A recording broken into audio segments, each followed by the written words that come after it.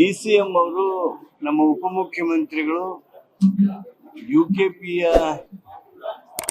Land acquisition ಬಗ್ಗೆ, ಕಾನೂನಿನ ಸಮಸ್ಯೆಗಳ ಬಗ್ಗೆ, ಆ ಪ್ರಾಜೆಕ್ಟ್ ಅನ್ನ ಪೂರ್ಣಗೊಳಿಸೋದ್ರ ಬಗ್ಗೆ ಚರ್ಚೆ ಮಾಡೋದಕ್ಕಂತ ಹೇಳಿ ಆ ಭಾಗದ ಮಂತ್ರಿಗಳನ್ನ ಕರೆದಿದ್ರು. ಸನ್ಮಾನ್ಯ MB ಪಾಟೀಲ್ರು, ಸನ್ಮಾನ್ಯ ತಿಮ್ಮಾಪುರ್ ಅವರು, ನಾನು ಸಭೆಯೊಳಗ ಪಾಲ್ಗೊಂಡಿದ್ವಿ. DCM ಅವರು ಹಲವಾರು ವಿಚಾರಗಳನ್ನ ನಮ್ಮಿಂದನೂ ತಿಳ್ಕೊಂಡ್ರು, ಅಧಿಕಾರಿಗಳಿಂದನೂ ತಿಳ್ಕೊಂಡ್ರು. ಒಟ್ಟು ಕಾನೂನಿನ ಏನು ವಿವರಗಳದಾವೋ ಅವೆಲ್ಲವುಗಳನ್ನ ಅವರ ಗಮನಕ್ಕೆ ತರಲಾಗಿದೆ. ಒಟ್ಟು UKP ಪ್ರಾಜೆಕ್ಟ್ ಅನ್ನ ಮುಗಿಸೋದಕ್ಕೆ, ಪೂರ್ಣಗೊಳಿಸೋದಕ್ಕೆ, ಆಮೇಲೆ ಅದರಿಂದ ಆಗುವಂತ ನೀರಾವರಿ ಪ್ರದೇಶವನ್ನ ಸೃಷ್ಟಿ ಮಾಡೋದಕ್ಕೆ ಯಾರ್ಯಾರು ಎಲ್ಲೆಲ್ಲಿ ಏನು ಪ್ರಯತ್ನ ಮಾಡಬೇಕು. ರೈತರು ಸಹಿತ ಹಲವಾರು ಸಂದರ್ಭಗಳಲ್ಲಿ ಈಗಾಗಲೇ ತ್ಯಾಗ ಮಾಡಿದ್ದಾರೆ ಮತ್ತು ಇನ್ನೂ ಹೆಚ್ಚಿನ ತ್ಯಾಗವನ್ನ ಅವ್ರು ಮಾಡಬೇಕು. ಈ ಯೋಜನೆಯನ್ನ ಪೂರ್ಣಗೊಳಿಸೋದಕ್ಕೆ ನಾವೆಲ್ಲ ರೀತಿಯಿಂದ ಪ್ರಯತ್ನ ಮಾಡ್ತೀವಿ. ಆದಷ್ಟು ವಾಸ್ತವಿಕ ಸ್ಥಿತಿಯನ್ನೆಲ್ಲ ಗಮನಿಸಿ ಒಪ್ಪಂದದ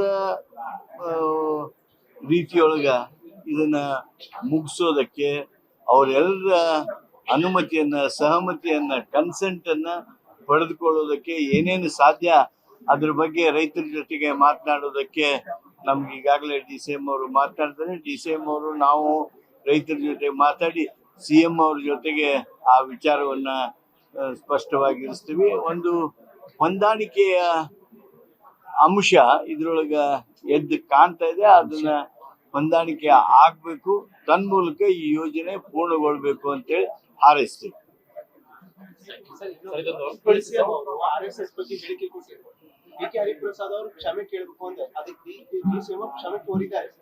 DCM ಅವರು ಈಗ ಅದ್ರ ಬಗ್ಗೆ ಪ್ರೆಸ್ ಕಾನ್ಫರೆನ್ಸ್ ಮಾಡಿದ್ದಾರೆ.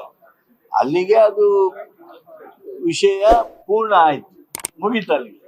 ಅದ್ರ ಮತ್ತೆ ನಾವೊಂದು ಉತ್ತರ ಕೊಡೋದು, ನೀವು ನಮ್ಮನ್ನು ಕೇಳೋದು, ಮತ್ತೊಂದು ಕೇಳೋದು ಆಗ್ಬಾರ್ದು. ನಮಸ್ಕಾರ. ಲೇಟೆಸ್ಟ್ ಹಾಗೂ ಇಂಟ್ರೆಸ್ಟಿಂಗ್ ಸುದ್ದಿಗಳಿಗಾಗಿ ಬಾಸ್ ಟಿವಿ ಕನ್ನಡ ಚಾನೆಲ್ನ ಸಬ್ಸ್ಕ್ರೈಬ್ ಮಾಡಿ, ಹಾಗೆಯೇ ಬೆಲ್ ಐಕಾನ್ ಪ್ರೆಸ್ ಮಾಡಿ. ಇದರ ಜೊತೆಗೆ ಫೇಸ್ಬುಕ್, ಇನ್ಸ್ಟಾಗ್ರಾಮ್, ಎಕ್ಸ್ ನಲ್ಲೂ ಮಿಸ್ ಮಾಡದೆ ಫಾಲೋ ಮಾಡಿ.